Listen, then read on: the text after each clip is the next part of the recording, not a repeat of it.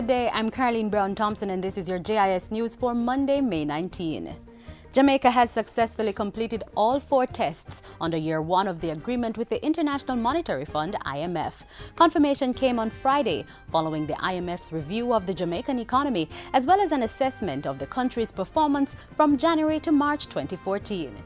Overall policy implementation remains strong. All quantitative criteria under the program have been met, with the exception, as the Minister mentioned, of the indicative target for tax collection. Structural reforms have also been implemented, although with a few minor delays. The Executive Board of the IMF is expected to assess the findings of the IMF mission to Jamaica later in June, and if accepted, Jamaica will get about $71 million more under the Extended Fund Facility. In the meantime, Finance Minister Dr. Peter Phillips said in going forward, more emphasis would be placed on public sector modernization and making it easier to do business.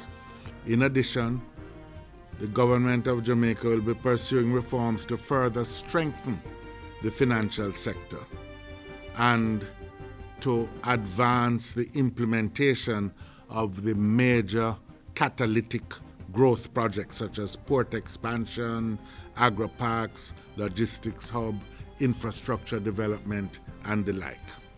Over 500 persons have been arrested under the Law Reform Fraudulent Transactions Act, commonly called the Lotto Scam Act, since it was passed a little over a year ago. Those that have gone through the courts, we have had 100% conviction because they were well prepared.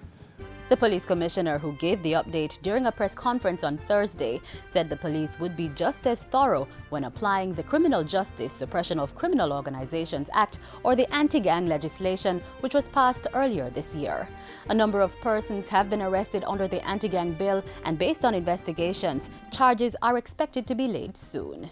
And we have actually identified cases in every division, police division, where the law can immediately be applied. And we have published internally a set of criteria that officers can look for when they make certain arrests. Government will be embarking on a 5-year plan to transform the Department of Correctional Services. The project, which is being carried out in conjunction with the UK Prison Estate Consultants, is aimed at strengthening the rehabilitation system, reducing reoffending, and complying with international human rights standards. Under the program, potential sites have already been identified to build a maximum security facility, which will house between 1,500 and 2,000 inmates.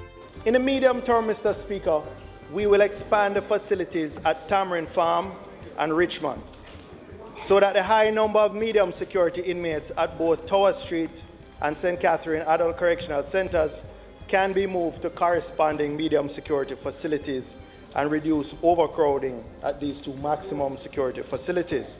Minister Bunting, who was speaking during his sectoral presentation to Parliament, added that a behaviour modification program would also come on stream in June 2014 for inmates with short sentences. The use of parole to reduce the prison population is also being accelerated, and the police has been given additional resources to monitor high-risk deportees. In the meantime, Commissioner of Corrections Javine Bent says the agency is working with the Ministry of Education to improve teaching quality in the 4 juvenile correctional centers. Government will be providing additional financing to landowners under Phase 2 of the Land Administration and Management Program LAMP.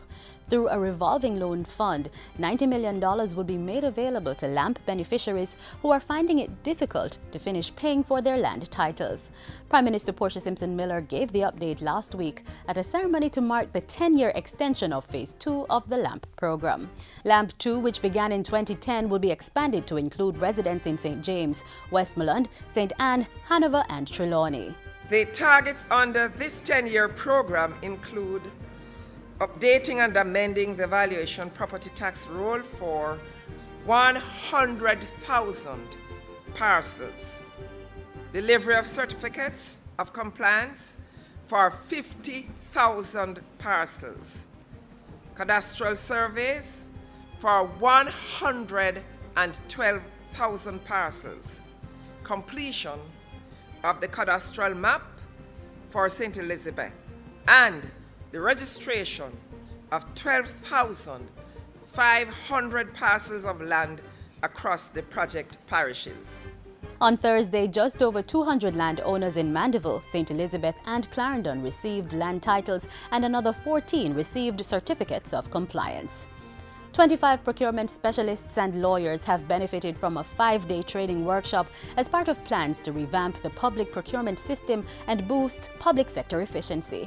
The session was conducted from May 12 to 16 by the Management Institute for National Development in collaboration with the Office of the Cabinet and the Osgoode Hall Law School at York University in Toronto, Canada. Deputy Financial Secretary in the Public Expenditure Policy Coordination Division of the Ministry of Finance and Planning, Hope Blake, said the training was timely as the government was in the process of developing new procurement legislation. The timing is also right because we have committed to capacity building. Recently, the Cabinet approved a capacity building program that the Ministry of Finance is intended to carry out for all levels of procurement practitioners. The capacity building program will help to achieve greater levels of transparency, equity, and efficiency. And that's it for JIS News Today. I'm Caroline Brown Thompson.